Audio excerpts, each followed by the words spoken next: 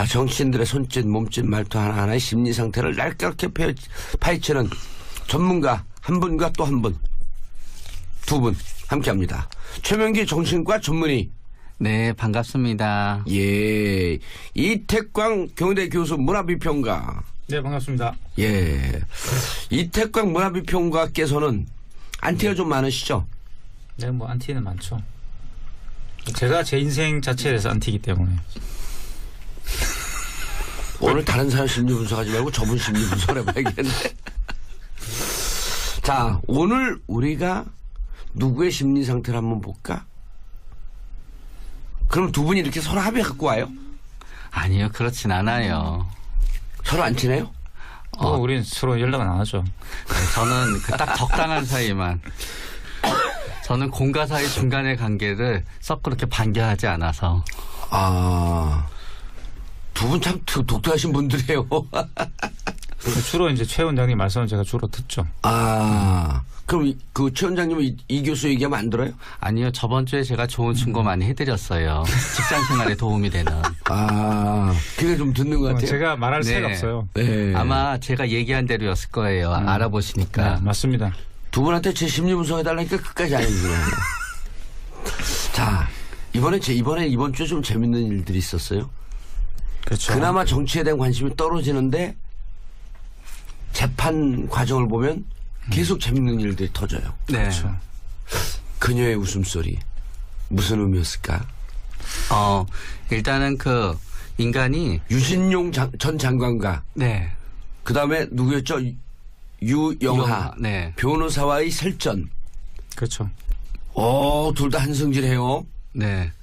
그러니까 일단은 우리가 상황이 굉장히 힘들게 되면은요. 예. 감정을 갖다 분리시키는 걸 심리 기제로 격리라 그래요. 그런 다음에 나의 감정이 격리가 되잖아요. 그러면은 나와 관계된 일인데도 마치 내가 영화를 보듯이 이렇게 객관화돼서 보게 돼요.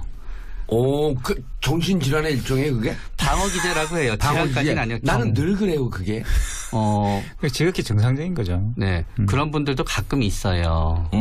자기의 감정을 격리시키고 네. 그것을 영화를 보듯이 보고 있다. 네. 그러니까 그런 분들이 자의식이 강하다 그래요. 상황에 막 친구들이 술 마시고 막 노래방에서 놀고 그러고 있으면요. 예. 그때 같이 노는 게 아니라요. 꼭 보고 있는 사람들이 있어요. 오, 진짜 그런데? 네. 그리고 그 다음날 가르쳐줘요. 넌 이러고 놀았지. 넌 저러고 놀았지. 저러고 놀았지. 이제 그러는 거예요. 아니, 근데 거기 한 발 더 나갔고 거기에 즐거워하는 내 모습까지 이렇게 같이 봐요. 그렇죠. 네. 일반적으로 그게 이제. 네. 진화된 단계이신 거고요. 자기까지 넣어서 보는 거? 네. 이제 영화를 보다가 내가 다른 사람도 안 그래요? 주연으로 들어가니까. 뭐 그럴 때도 있는데 뭐 네. 일반적으로는 안 그러죠. 네. 그 박근혜 대통령이 그러니까 이제 재판으로부터 본인의 감정을 일정 부분 배제된 상태로 이제 재판을 보게 되는 부분이 있고요. 그게 재밌구나, 그게. 네. 그런 다음에 이제 박근혜 전 대통령의 웃음이 네. 지나쳤냐 아니냐 보기 위해서는 다른 사람이 보기에도 그 장면이 웃겼냐가 중요해요. 사실은 우리는 박근혜 전 대통령이 웃었다만 생각하는 거지. 예. 만약에 그 장면에서 법정에 있는 모든 사람들이 저 사람들 왜 저렇게 싸우고 있지? 그러면서 판사도 꼭 참고 웃고 있고 속으로 예. 법정에 있는 모든 사람이 다 웃고 있는데 박근혜 전 대통령도 웃었다. 그러면 그거는 어떤 예. 의미도 특이한 점이 없는 거예요. 사실은 우리가 생각하면 심각하니까 다 웃더라도 웃지 않아야 된다고 생각하지만 재판이 반복되니까 긴장도 풀리고 익숙해지니까 전부 다 웃을 때는 박근혜 전 대통령도 웃을 수 있는 거예요. 그러나 만약에 그 장면에서 다른 사람들은 다 마음속으로도 그 장면이 웃기지 않았어요. 그 싸우는 장면이. 예. 그런데 다른 사람들은 그래도 박근혜 전 대통령의 재판을 박근혜 전 대통령을 갖다 옹호하는 사람이 보러 왔는데 박근혜 전 대통령 그 장면을 보고 웃으면 그 재판 자체를 웃기 때문에 딴 사람들은 못 웃어요. 마음속으로는 웃겨도. 판사도 못 웃어요. 못 웃죠. 판사도 웃고 나중에 이제 우리 판사 출신 변호사를 보면 재판할 때 웃기는 장면들이 너무 많은데 웃을 수 없다는 거예요. 맞아요. 정말 이상한 상황들이 많거든요. 네. 그래서 제 생각에는 솔직히 말씀드리면 그 장면이 한번 우리가 비디오로 떠봐야 되는데 우리가 봐도 좀 웃겼을 수 있어요. 정말 아쉽죠. 우리가 봐서 웃길 수도 있다는 게 박근혜 대통령의 행동이 웃겼을 거라는 거예요? 아니면 유신영 장관과 유영하 변호사의 다툼이 웃겼다는 거예요? 다툼이 웃겼을 수 있어요. 그 상황에서 근데 아주 분석력 좋게 예리하게 두 사람의 갈등을 본 거 아닐까요? 그렇다 그러면 그거는 이제 박근혜 전 대통령이 거기에 대해서 웃음의 의미가 일반인보다는 하나 더 있는 거예요. 야, 유영아 변호사 평소에 저러더니 예. 여기서도 또 저러네. 이러면 그 웃음의 개인적인 의미가 더해지는 거고요. 야, 유진영 장관 평소랑 다르네. 혹은 마음속으로 아우 저럴 줄 알았어. 저럴 줄 알았어. 네. 우리 최 원장님하고 얘기하면 동네 아줌마들하고 수다 떠는 것 같이 너무 재밌어. 이 교수님 네. 한마디 하시죠. 왜 나오셨어요 오늘? 사실 그 정신분석에서 보면요. 부인과 부정이라는 개념이 있거든요. 그 이제 어떤 현실에 대해서 어떤 태도를 갖느냐. 없어 보면. 제 전공이니까 뭐 좀 알죠, 그래도. 다른 사람은 좀 많이 알겠죠. 근데 어쨌든 그 부인이 뭐냐 그러면 아예 그 상황 자체가 나하고 관계없다. 이렇게 생각하는 거예요. 예. 부인이라는 건. 부정이라는 건 이제 그게 대해서 이제 어떤 감정을 어쩔 수 없이 느끼게 될 때 그 감정이 내게 아니다라고 이제 주장하는 거라면 사실 그런 감정을 느끼는 것은 뭐 나답지 않은 행동이라고 생각한다면 부인은 아예 그냥 그게 나하고는 상관없는 일이야라고 두 분이 좀 보는 비슷한 거예요. 얘기네. 그걸 객관화시켜. 요즘 저는 박근혜 대통령 전 대통령이나 아니면 뭐 지금 또 법정에 출두하고 있는 많은 그 확신범들이 갖고 있는 태도가 약간 부인이 아닌가 싶어요. 그러니까 이게 나하고는 상관없는 일이야라고 생각하는 거예요. 니네 뭐 하고 있는 거지? 요즘 뭐 하고 있는 거야 그러니까 뭔 쇼를 하고 있는 거야 이렇게 이제 생각을 하는 것이고 나는 내 나름대로 진실을 가지고 있는데 너희들은 그 진실을 알 수가 없어라고 믿고 있는 거죠. 그래서 웃을 수 있는 거예요 거기서 그 상황에서. 야. 그러니까 이제 사실 판사님들도 보고 있으니까 너무 이제 재밌으니까 이걸 혼자 보시기에는 좀 아깝다고 생각하신 건지. 예. 방영 67.8%가 지금 방영을 하자. 예, 방송을 다른 하자, 판사님도 좀 궁금하지 않겠어요 지금. 예. 못 들어오시는 분도 계시니까. 판사님들만 궁금해 우리도 궁금해. 그러니까 이제 그래서 국민적 관심이 높으니까 뭐 공개를 하자 이래 했는데 좀 생중계를 하면 정말 재밌을 거예요. 시청률 올라갈 것 같아요. 67.8%가 의미가 네. 있어요. 무슨 의미가 있는지 아세요, 최 원장님? 6, 7, 8이 연결돼서 굉장히 나오기 힘든 숫자인데 나왔어요. 모든 게 다 모든 게 다 설명이 돼. 67.8%는 왜 의미가 있냐면 개헌 의석수예요. 3분의 2. 그냥 이 정도는 헌법도 바꿔요. 하는 것이. 그 모든 룰을 다 바꿀 수 있는 기준점을 67.7을 주는 거예요. 그 3분지 2군요? 그렇죠. 네. 그러니까 뭐 독일을 한 거죠. 그리고 67.8이 나왔다라고 하는 것은 세상의 모든 룰을 다 바꿀 수 있는 거예요. 그래서 그거를 이제 프레임이라 그래요. 3분지 2라 그러면 딱 알아듣는데요. 예. 67.8이라 그러니까 다들 못 알아듣는 거예요. 그렇죠. 알아들었잖아요. 678.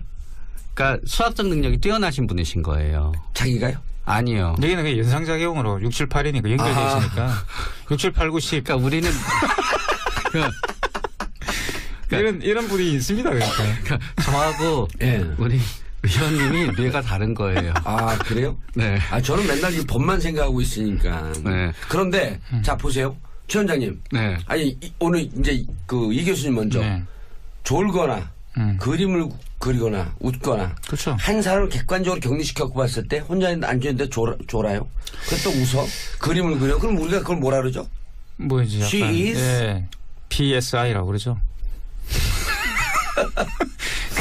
싸이 뭔데 예. 어쨌든 뭐 사실 이제 그렇게 또 보면은 싸이 뭐처럼 보입니다. 근데 사실 한번 생각해보세요. 정말 재미없는 민방위 훈련이나 뭐 예비군 훈련을 갔다 이거예요.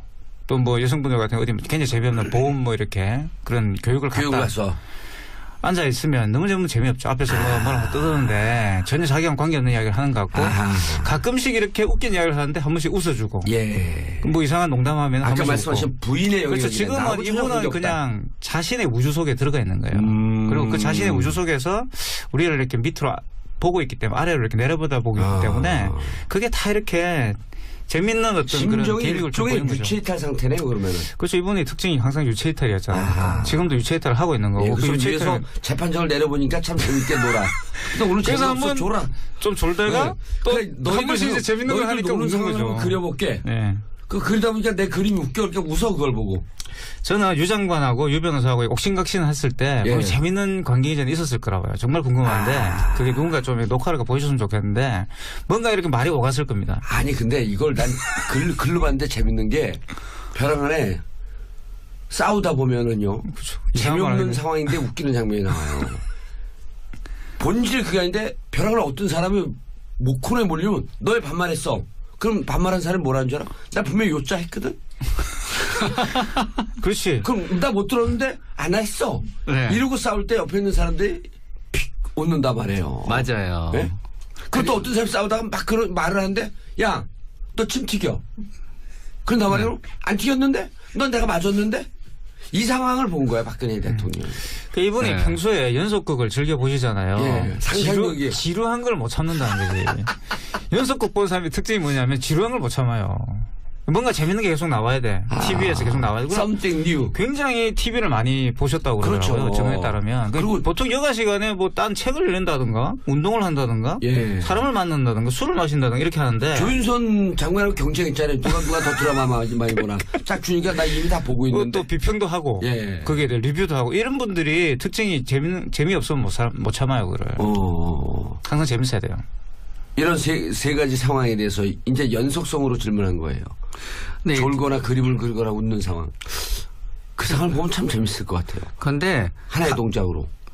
이제 저희 환자분들 뵙다가 보면 이렇게 재판을 하거나 아니면은 뭐 세무조사가 있거나 뭐 경찰에 수사를 받거나 너무너무 괴로워하시는 분들이 있는데 어떨 때 제일 괴로워하냐면은요. 예. 조사는 끝났고 결과를 기다릴 때 되게 괴로워하세요. 아하. 근데 이미 어떻게 손 쓸 수 있는 건 없잖아요. 그러면 차라리 그냥 생각하지 않는 게 마음이 편하거든요. 비슷하게 우리 입장에서는 박근혜 전 대통령이 이제 재판에 진지하게 대하는 모습을 보고 싶지만 사실은 박근혜 전 대통령의 입장에서는 이 재판에 본인이 어떤 태도를 보이나 본인이 예. 어떤 얘기를 하나 예. 어떻게 되나 결론은 이미 다 정해져 있다라고 생각할 수가 있는 거예요. 그래서 이 재판에 내가 능동적으로 참여해서 재판의 결과를 바꿀 수 있으면 거기에 집중을 하게 되는데요. 예. 이미 이 재판은 결론이 정해져 있어. 그런 다음에 이 재판을 하는 목적은 나의 어떤 혐의가 있는 게 아니라 어차피 나는 결과가 정해져 있는 거니까 그냥 이거는 일종의 요식행위야. 그러면은 이 재판에 본인이 적극적으로 참여하나 얘기를 하나 의사를 밝히나 안 밝히나 모든 게 다 똑같은 거고요. 본인의 입장에서는 무의미한 시간을 계속 보내고 있게 되는 거고요. 그러니까 거대한 음모 이런 것에 이 올감에 걸렸다라고 하는 본인이 말에 확신범이다라는 거죠. 네. 그러니까 재판의 본질은 이 세세한 사안이 아니라 그냥 나를 대통령에서 물러나게 한 거에 대한 확인 사살이야라고 생각하는 거예요. 그러니까 이제 정치쇼라고 생각하는 거죠. 그럼 정봉주 정치쇼 말고 박근혜의 정치쇼. 박근혜의 정치쇼인 거죠. 그래서 자기는 다시 말하면 짜놓은 각본대로 뭐 내가 이제 흘러가고 있는 것이기 때문에 내가 어떻게 할 수 있는 게 없다. 일종의 어떤 그 사람들이 만들어 놓은 이 덫에 걸려가지고 내가 이렇게 됐다. 자, 그런데 박근혜 대통령 전 대통령이 이런 얘기를 해요. 고령의 여자다. 건강 상태 안 좋다. 재판을 좀 줄여달라. 그리고 일주일에 4번 재판하는 게 부담스럽다. 재판부는 10월 17일까지 끝내야 되는데 일주일에 4번 하는 것도 부족하다. 그러면서 증인을 막 100명씩 신청을 했단 말이에요. 재판을 끌기 위해서 뭐 아무런 요식행위라 그러는데 사실은 재판을 끌기 위한 작전들이 나오잖아요. 그건 어떻게 보실 거예요? 만약에 무죄 판결이 나올 수 있으면 재판이 빨리 진행되는 게 좋아요. 예. 그러나 어차피 이 재판이 유죄 판결이 분명하게 된다 그러면요. 여기에서 있으나 저기에서 있으나 이렇게 있으나 저렇게 있으나 차이는 없으니까 시간을 끌 건 안 끌 건 거기에 대해서 차이는 없는 거고 오히려 시간을 끌건 이런 행위가 그래도 내가 상황을 좀 통제할 수 있는 면이 있어 생각하니까 조금 나은 면이 있는 거고요. 예. 어차피 박근혜 전 대통령의 입장에서는 이 재판이 5년형이 됐든 10년형이 됐든 15년형이 됐든 20년형이 됐든 중요한 게 아니라요. 정치적 재판이다. 네, 언제 사면이 되느냐가 중요한 거예요. 초록 30년이 나오더라도 5년 후에 사면이 되면은 끝나는 거예요. 거기에 대해서 본인은 아마 결국은 그래서 이 재판을 정치적 재판이 돼서 본인의 정치적 헤게모니를 유지하고 본인이 이 재판에 대해서 굉장히 재판을 통제하고 재판을 무시하는 모습이 보여질 때 지지자들도 동정심도 갖고 여러 가지로 가지게 되는 거고 그렇기 때문에 아프다 힘들다라고 없는 증상을 얘기하는 게 아니라 본인 스스로는 그렇게 느끼게 되는 거고 그걸 우리가 이제 수 있죠. 2차적 이익이라 그래요. 2차적 이익이 있을 때 그렇게 계속 힘들어요. 2차적 이익이요? 네. 왜냐하면은 예를 들어서 이제 보험 같은 거 이제 판정하게 되잖아요. 예. 그러면은 합의가 될 때까지는 되게 많이 아프시던 분이에요. 예. 딱 합의가 되고 나면은 그 사람이 진짜 아파요. 예. 합의가 되기 전까지는 허리도 아프고 다리도 아프고 되게 아파요. 아하. 근데 합의가 뜻대로 안 되면 계속 아파요. 근데 오. 합의가 뜻대로 딱 되면은요 덜 아파요.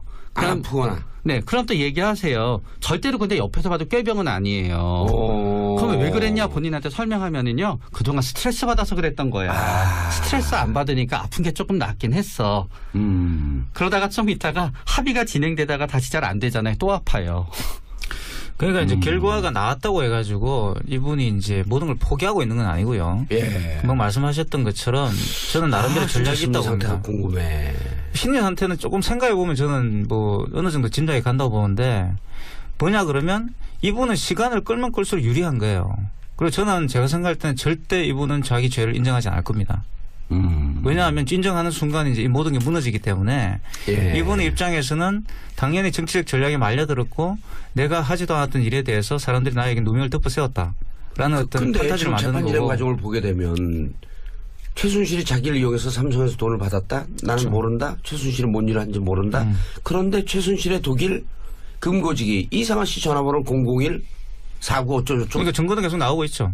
근데 스모킹 건이 나온 거예요. 둘을 최순실과 박근혜의 공모를 연결시켜줄 그 스모킹 건이 나온 거거든요. 근데 뭐 지금도 부인할 수. 그러니까 당연히 이제 계속 부인을 하는 거죠. 그러니까 그건 내하고 상관없는 일이야. 너희들이 다 자기가 꾸며낸 불러줬는데? 거야. 라고 하는 것이고요. 예. 그러니까 무슨 말인가 그러면 그 주변에 어떤 증거들이 다 나와서 결국 판결이 내려지고 본인이 뭐 30년을 받든 뭐 40년을 받든 받게 되더라도 이 사람 입장에서는 나는 결백한 거죠.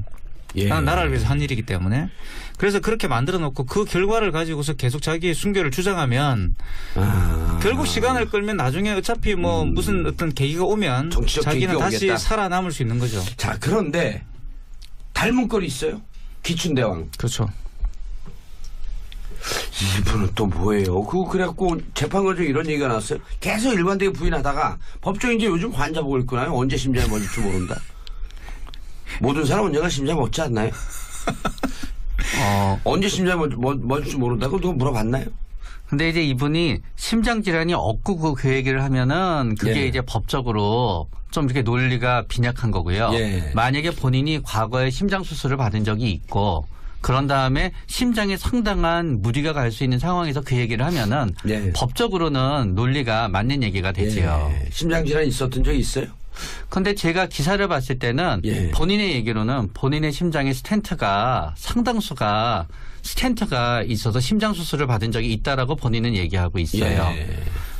그리고 보석을 신청한 거로 알려져 있는 걸 보니까 진단서가 없이 보석을 신청할 수는 그렇죠. 없으니까 예. 심장 질환이 있다는 점은 맞는 것 같고요. 예. 고령의 나이와 어떤 그 스텐트의 개수를 고려하면은 예. 뭐 이렇게 얘기하면은 또 굉장히 너무 이렇게 동정심에 사서 얘기하지 않으려고 오해할 수는 있겠지만 심장이 멈출 수 있는 가능성은 다른 사람보다 굉장히 높으신 분인 건 사실이에요. 예. 그런데 이제 재판 과정에서 두 가지 상반된 증언들이 나왔어요. 김종 차관이 왕 실장 2015년 1월경에 정윤회 씨와 그의 아내는 잘 있냐. 정윤아 씨 얘기하다가 그 얘기가 나왔다는 거 아니에요? 정윤회 씨와 그의 아내는 잘 있냐. 안부를 물었다고 증언하니까 환자복을 입고 나서 비리비리비리 하던 김기춘 실장이 벌떡 일어나서 기립! 김전 차관이 착각한 것 같다. 멀쩡한 거죠. 환자복을 입고 나서 김종 그러니까 차관이 착각한 것 같다. 자, 그럼 이 김종 차관은 최순실과 정윤회의 존재를 알고 물었다라고 이렇게 증언을 한 거라고 법정에서. 이 양반도 지금 구속돼 있는 상황 아니에요. 그렇죠. 자, 그런데 또 동시에 정우성 씨는 나와서 뭐라 그랬냐면 존경할 만한 분이다. 업무 처리를 하는 거 보면 멸사봉공의 자세가 딱 몸에 배있다. 정말 존경할 만한 분이다. 누구 얘기가 사실이에요? 양쪽 얘기가 다 사실인 거예요. 그거를 우리가 이제 네? 에? 다 사실인 거예요. 모든 사람이. 그지 우리가 이제 저는 김기춘 그 전 비서실장의 말이 더 신빙성이 없다고 봅니다. 김종 전 차관이 훨씬 예. 더 말에 왜요? 신뢰했다고 보는데 이 김기춘 전 실장은 기본적으로 이 박근혜 전 대통령을 섬기는 사무라이예요. 평소에도 주군주군 불렀다 그러잖아요. 사무라이가 아니라 사무라이. 네, 사무라이입니다. 이 아, 사무라이가 싸우기 아닌데 때문에? 사무라이. 싸움 원래 싸물 애비에서 왔어요. 싸움 애비. 그래서 싸움애비. 싸우는 사람, 싸우는 남자 이런 뜻인데 그래서 이 김 전 차관이 증언한 내용들에 따르면 결국 이제 가장 어떻게 보면 제3자적인 어떤 시선에서 이야기를 한 거잖아요. 이 예. 사람은 최순실이 몰랐다고 이야기했는데 정유회 씨 그 아내는 잘 있나? 물어봤다는 거. 김 전 차관이 물어봤다는 거고 그게 대해서 김 전 실장 입장에서는 사실 저는 김 전 실장이 지금 취하는 태도는 아니 똑같다고 봅니다. 그러니까 김기춘 전 실장이 취하는 태도는 박근혜 전 대통령과 똑같다고 봐요. 같이 가는 거죠. 그러니까 모든 것을 부인하는 전략이라는 거죠. 그러면 이 모든 것을 부인하는 사람이 말, 이 사실은 더 신빙성이 떨어진다. 최 원장님 궁금한 게 있어요. 네. 그 거짓말을 계속 하잖아요 법정에서. 네. 그걸 의학적으로 이제 많이 발달됐잖아요. 무슨 그 인공지능도 나오는데 뇌파 뭐 이런 걸 해갖고 의학적으로 입증할 수 있는 방법은 없어요? 아직은 없어요. 예. 100%는 없어요. 왜냐하면은 거짓말 우리 탐지기가 과학 전문 기자 나오는데 물어볼까요? 물어봐도 저랑 비슷하게 거짓말 얘기하게 탐지기는 돼요. 법정 효력이 아마 있죠. 그분도 저한테 아직까지. 물어봐요. 아 왜 벼랑간 빈정상하게 벼랑간 보러 가세요? 그러니까 이제 없어요? 네. 그러니까 진짜 없어요? 왜냐하면- 거짓말 탐지기는 왜 법정에서 증거 능력이 없어요? 왜냐하면 거짓말 자체를 잡아내는 게 아니라요. 그렇게 추론하는. 네. 이게 이론을 간단히 말씀드리면 이래요. 거짓말 탐지기 받아보게 되면은요. 예. 받아보진 마세요. 그런 일이 생기면 좋지는 않아요. 나 이제 아니 거짓말 탐지기 자체를 이렇게 받는 거예요. 집에 항상 기계를 받는 거예요, 기계를. 집에 기계를요? 구비해놓고 네. 한 문제 하면 예. 좋죠. 그러면 처음에 한 30분에서 한 40분 동안요. 뻔한 걸 물어요. 당신 이름은 정봉주입니까? 그러면 네 하시겠지요. 아니요 그래야죠. 정봉주가 내 안에 핑이 됐습니다. 그래? 네. 어쨌든 이렇게 묻고요. 예. 그런 다음에 생체증으로 비교만 딱 하는 거기 때문에요. 그게 뭔가 평소와 다른 반응이 나왔다는 거지 그 사람이 예. 거짓말이라는 건 잡지 못해요. 근데 미래형 거짓말 탐지기가 나중에 개발되긴 해요. 거의 개발 단계에 있긴 해요. 예, 거짓말 탐지기는 흐름만 보는 거기 때문에 증거 능력이 있을 수 없다. 흐름 그거랑은 달라요. 예. 그거랑은 다르게 그러니까 거짓말했을 때 생체지구가 심장이 생체지구. 빨라지고 아하. 이런 것만 보는 거지 그 사람이 심장이 알겠습니다. 빨라진 이유가 자, 정치인들의 손짓, 몸짓, 말투 하나하나의 심리 상태를 날카롭게 파헤치는 전문가 한 분과 또 한 분, 두 분 함께합니다. 최명기 정신과 전문의. 네 반갑습니다. 예, 이태광 경희대 교수 문화비평가. 네 반갑습니다. 예, 이태광 문화비평가께서는 안티가 좀 많으시죠? 네, 뭐 안티는 많죠. 제가 제 인생 자체에서 안티이기 때문에. 오늘 다른 사람 심리 분석하지 말고 저분 심리 분석을 해봐야겠네. 자, 오늘 우리가 누구의 심리 상태를 한번 볼까? 그럼 두 분이 이렇게 서로 합의 갖고 와요? 아니요 그렇진 않아요. 서로 안 친해요? 우린 서로 연락 안 하죠. 네, 저는 그 딱 적당한 사이만. 저는 공과 사이 중간의 관계를 썩 그렇게 반겨하지 않아서. 두 분 참 독특하신 분들이에요. 주로 이제 최 원장님 말씀을 제가 주로 듣죠. 그럼 그 최 원장님은 이 교수 얘기하면 안 들어요? 아니요 저번 주에 제가 좋은 충고 많이 해드렸어요. 직장 생활에 도움이 되는. 그게 좀 듣는 것 같아요. 제가 말할 네. 새가 없어요. 네. 아마 제가 얘기한 대로였을 거예요. 알아보시니까. 네, 맞습니다. 두 분한테 제 심리 분석해달라니까 끝까지 안 해주네요. 자, 이번 주에 좀 재밌는 일들이 있었어요. 그렇죠. 그나마 정치에 대한 관심이 떨어지는데 재판 과정을 보면 계속 재밌는 일들이 터져요. 네, 분이 있고요. 그러니까 재밌구나 그게. 네. 그런 다음에 이제 박근혜 전 대통령의 웃음이 네. 지나쳤냐 아니냐 보기 위해서는 다른 사람이 보기에도 그 장면이 웃겼냐가 중요해요. 사실은 우리는 박근혜 전 대통령이 웃었다만 생각하는 거지. 예. 만약에 그 장면에서 법정에 있는 모든 사람들이 저 사람들 왜 저렇게 싸우고 있지? 그러면서 법 판사도 꼭 참고 웃고 있고 속으로 예. 법정에 있는 모든 사람이 다 웃고 있는데 박근혜 전 대통령도 웃었다. 그러면 그거는 어떤 예. 의미도 특이한 점이 없는 거예요.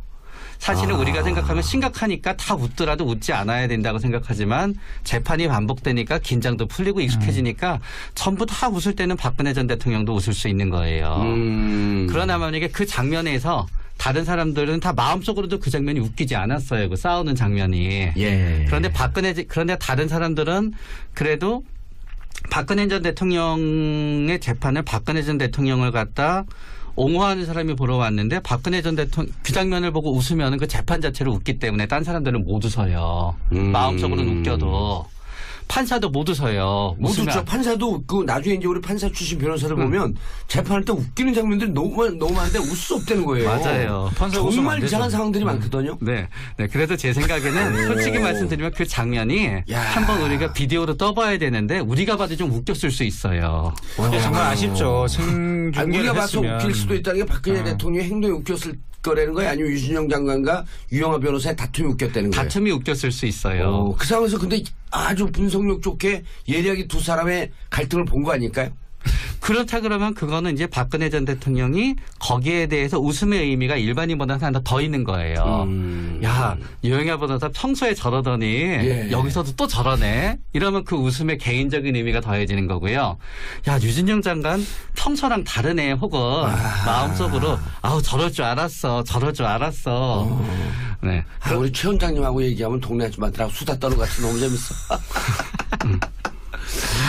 이 교수님 네. 한마디 하시죠. 왜 나오셨어요 오늘? 사실 그 정신분석에서 보면요. 부인과 부정이라는 개념이 있거든요. 그 이제 어떤 현실에 대해서 어떤 태도를 갖느냐. 없어 보면. 제 전공이니까 뭐 좀 알죠, 그래도. 그래요? 다른 사람은 좀 많이 알겠죠. 근데 어쨌든 그 부인이 뭐냐 그러면 아예 그 상황 자체가 나하고 관계없다. 이렇게 생각하는 거예요. 예. 부인이라는 건. 부정이라는 건 이제 그게 대해서 이제 어떤 감정을 어쩔 수 없이 느끼게 될 때 그 감정이 내게 아니다라고 이제 주장하는 거라면 사실 그런 감정을 느끼는 것은 뭐 나답지 않은 행동이라고 생각한다면 부인은 아예 그냥 그게 나하고는 상관없는 일이야라고 두 분이 좀 보는 비슷한 거예요. 얘기네. 그걸 객관화시켜. 요즘 저는 박근혜 전 대통령이나 아니면 뭐 지금 또 법정에 출두하고 있는 많은 그 확신범들이 갖고 있는 태도가 약간 부인이 아닌가 싶어요. 그러니까 이게 나하고는 상관없는 일이야라고 근데 생각합니다. 너 니네 뭐 하고 있는 거지? 우리는 뭐 하고 있는 거야, 쉬운 거 그러니까. 아니야? 뭔 쇼를 하고 있는 거야. 이렇게 이제 생각을 하는 것이고 나는 내 나름대로 진실을 가지고 있는데 너희들은 그 진실을 알 수가 없어라고 믿고 있는 거죠. 그래서 웃을 수 있는 거예요. 그녀의 웃음소리. 무슨 의미였을까? 일단은 그 인간이 유진용 전 장관과 네. 그 다음에 누구였죠? 유영하 네. 변호사와의 설전. 그렇죠. 둘 다 한성질해요. 네.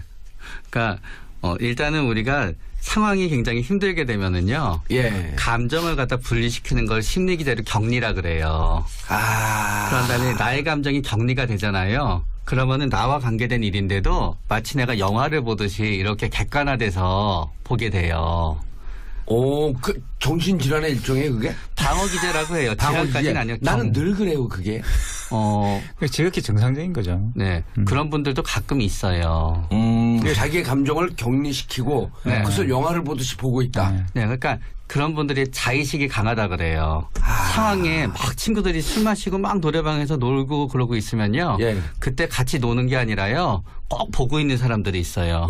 진짜 그런데? 네. 그리고 그 다음날 가르쳐줘요. 넌 이러고 놀았지. 넌 저러고 놀았지. 전 저러고 놀았지. 이제 그러는 거예요. 아니, 근데 거기 한 발 더 나갔고 거기에 즐거워하는 내 모습까지 이렇게 같이 봐요. 그렇죠. 네, 일반적으로 그게 이제. 네. 진화된 단계이신 거고요. 자기까지 넣어서 보는 거? 네, 이제 영화를 보다가 내가 다른 사람들 안 그래요? 주연으로 들어가니까. 뭐 그럴 때도 있는데 뭐 네. 일반적으로는 안 그렇죠. 네. 그 박근혜 대통령이 그러니까 이제 재판으로부터 본인의 감정을 일정 부분 배제된 상태로 이제 재판을 보게 되는 부분. 거기에서 그 상황에서. 야. 그러니까 이제 사실 판사님들도 보고 있으니까 너무 이제 재밌으니까 이걸 혼자 보시기에는 좀 아깝다고 생각하신 건지. 예. 방영하자. 67.8%가 지금 방영을 하자. 예, 방송을 뭐 다른 하자, 판사님들 좀 궁금하지 않겠어요 지금. 예. 못 들어오시는 분도 계시니까. 판사님들만 궁금해, 우리도 궁금해. 그러니까 이제 그래서 국민적 관심이 높으니까 뭐 어허. 공개를 하자 이래 했는데 좀 생중계를 하면 정말 재밌을 거예요. 시청률 확 올라갈 것 같아요. 7.8%가 의미가 네. 있어요. 무슨 의미가 있는지 아세요, 최 원장님? 6, 7, 8이 연결돼서 예. 굉장히 나오기 힘든 숫자인데 나왔어요. 모든 게 다 맞추는 게 드디어 딱 모든 게 다 미쳤어. 설명이 돼. 67.8%는 왜 의미가 있냐면 개헌 의석수예요. 3분의 2. 그냥 이 정도면 헌법도 바꿔요. 하는 것이. 그냥 모든 룰을 다 바꿀 수 있는 기준점을 67.7을 주는 거예요. 그 3분지 2군요? 그렇죠.